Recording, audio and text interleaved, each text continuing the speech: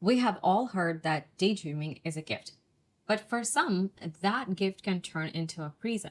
It's called maladaptive daydreaming. You know, it's when your inner world becomes so beautiful, intense, and rich that your reality seems like a ghost town. So that's what we're going to talk about today. What is maladaptive daydreaming? How it is different from daydreaming.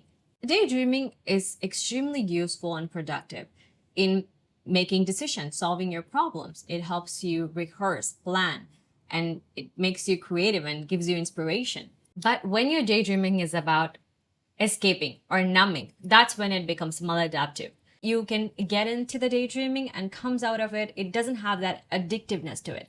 And you're not dissociated when you're daydreaming. How it plays in each individual is different. For some, they want to listen to music to fuel it. For others, it might be before they go to bed. Just imagine a scenario. Some people, they don't need anything else. They just pace around the room or say things out loud, or they would just like dance. Maladaptive daydreaming takes up so much of your time and energy. It's like you might think it's only an hour, but if you think about it, it's still playing in the background. That's what happens after a few years. It just starts to take up a lot of your time, energy. This dream world leaks into your reality. It affects your relationship, work life, and your productiveness, your creativity. It takes things from you. That's the thing. Daydreaming gives energy, gives you motivation to make it better. But with maladaptive daydreaming, it's like you don't have energy. You're just like, I'm done. Understanding the why can help you understand MD in a better way. Like, why did you start maladaptive daydreaming in the first place? It can help you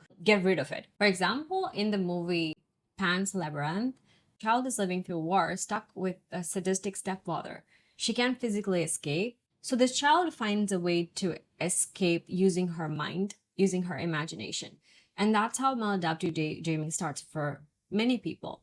When you're stuck in a situation where you can't escape physically, maybe loneliness, physical illness, depression, emotional neglect, toxic family, or stressful job, your mind finds a way to protect your soul. Pete Walker's complex PTSD book, he talks about the freeze response. Maladaptive daydreaming is a form of dissociation. If you are getting away from yourself, from the reality. At first, it's like maybe a few minutes. I just want to unwind and occasional relief. And then as the year goes by, and it starts to take more and more time. You can see this in Pan's Labyrinth as the movie progresses. The child Ophelia's James becomes increasingly dangerous and more intense. Her reality also becomes hard to live in because we can live in two worlds. Eventually, we have to find a way to live in this reality. Because when fantasy becomes the only way to survive, the price is often your presence in the real world. The more you fall in love with your daydream, the more the real life suffers. It's like the more we run away from problems, the problem will not solve, but it persists. And it gives us more reason to daydream because now our life is bad because we didn't fix our lives. This vicious cycle that keep on repeating. Think of it like this. I'm sitting here and something sharp is stabbing my knees and I could daydream to escape the sensation. But just because I'm ignoring doesn't mean the pain is going to go away. It will keep on hurting me and it might even get worse until I choose to face it. To heal, I have to stay present. I have to look down to see what exactly is stabbing me and take action to remove it. You can't change the thing you're constantly running away from. In this world, we have balance. With that balance comes good and bad. So to survive this world, we have to be sober. We have to look at everything that's happening, see things for what they are. But when we are in here imagining things, it's hard to see the perspective. And in astrology, the imagination and the dream world is actually is Neptune, is the planet of illusion. So when we are daydreaming, there is a highest chance that we don't see the reality for what it is because we are so in here. It's hard to be in this material world. You can't walk with your head down. You have to, because if you do, you can't see what's coming in front of you or see the road. You might get hurt because of it. So there is a quote I read. Let me read it for you. There is a great deal of pain in life, and perhaps the only pain that can be avoided is the pain that comes from trying to avoid pain, by R.D. Laing. One of my favorite. So Let that sink in. MD could have helped you survive, but now the solution became the problem. So it's time to heal it. So let's talk about why we get stuck. People who maladaptive daydream are extremely creative. You are the creator and the director, the writer. That is a lot of work. Some people can't even daydream. So having that gift, but you're using it as a coping mechanism.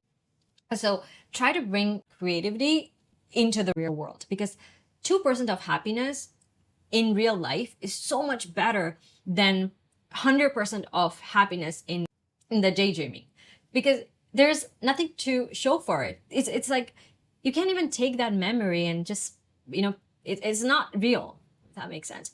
Also, daydreaming satisfy the emotional need without real action. Your brain gets dopamine reward from the fantasy itself, so which reduces the motivation to pursue the real thing. People would say that MD is about sadness. Sometimes you want to daydream because when you're happy. It's sort of like this. Your happiness is here and you need to amplify it, because it could be so much better in your imagination, in your dream world. So you grab that happiness and then put on a music. It has to match that whatever the scene that's going on in your head, and then combine it and amplify it. Music and all that pacing and everything, you get more dopamine reward. Now it's exaggerated. It's like this, and you're so happy. The problem is, the more you climb up, the more you crash down. After the daydreaming, after it's over, you are depleted, tired, you have no energy to do anything, and motivational creativity is like zero. People do sad maladaptive daydreaming. Sometimes when we have sadness in our body, so we go into this, create this fake scenario and then cry and maybe relieve that pain. There is some type of comfort in sadness. There is something feel good about sadness when you stay the victim, when you stay in that sad, oh my god, look what happened to me. So sadness has some type of addictive quality to it. You can't live in two worlds. It's not possible. We have to give up something. Either it's the material world or the fictional world. You can't be in the both. If you're maladaptive daydreaming, have other people, have interpersonal relationship in it, maybe a crush, maybe a guy. Limerence also has a play in it, which is a completely different topic. I will make a video about that as well sometime in the future. You meet someone and you like that person, but in your head you're imagining, playing this music, listening to it, and you don't see that person for who they are. You are seeing them from a different perspective, from your own imagination, your own version. You're projecting that onto them, and that can hurt you in the long run, because they're not that person, and it's your head that's creating that. It is sort of this illusion, and you get into illusion, you get hurt. If music is a trigger, don't listen to it until music no longer have that effect on your MD. So the next thing is boredom. If boredom is a reason you MD because life has no purpose or it doesn't have that interest to it, because you're in the daydreaming, life may become dull, boring, and uninteresting because you're spending so much time there. It's like you're not taking care of your living room because you're spending so much time in your bedroom. Now, when you come to the living room, it's so dull and uninteresting and gray because you're not making any change in your living room. You have to make this life interesting. It's in your own hand. You are the creator of your own reality. So create your reality. You can imagine things in a productive daydreaming. Maladaptive daydreaming is about escaping, but productive, it's hard because now you're not going with the flow. You're trying to fix something. You can change your maladaptive to productive using active imagination, but also make sure you're not dissociating completely, because that's the thing about maladaptive daydreaming. You're no longer this person. In MD, you could be you or completely different person. There is a dissociation in it. Maybe you, but with a different character, different personality, or different face, different everything. When you bring it to active imagination, you're able to see the reality for what it is, and you're changing it using your active imagination. So you don't need to completely give up. You can use it to improve your real life. How to stop maladaptive daydreaming? When you're about to enter maladaptive daydreaming, recognize it. Remove the trigger. If music is a trigger, don't listen to it. If boredom is a trigger, finding a purpose, finding something meaningful to do. Start working out. Something physical, something to stay present in the body, that can help minimize the MD. And also there is another technique I read in the book, Solving Maladaptive Daydreaming by Alex. And he talks about poisoning the well. He basically says, when you go into MD, you are the creator. So you can ruin your MD by, making the main character, if there is a handsome man, make him ugly, repulsive, and rude. You might not want to be in there. Just make your experience bad that you don't want to stay in that daydream anymore. Anytime you have this urge, or you just suddenly your mind starts to daydream, you can start doing something that forces your brain to get more logical, more analytical, and so something active, something that is like reading a book or listening to an audiobook that helps you think, or maybe watching a YouTube video that is educational. Once that urge is gone, you can move on to your work. So, and that's it.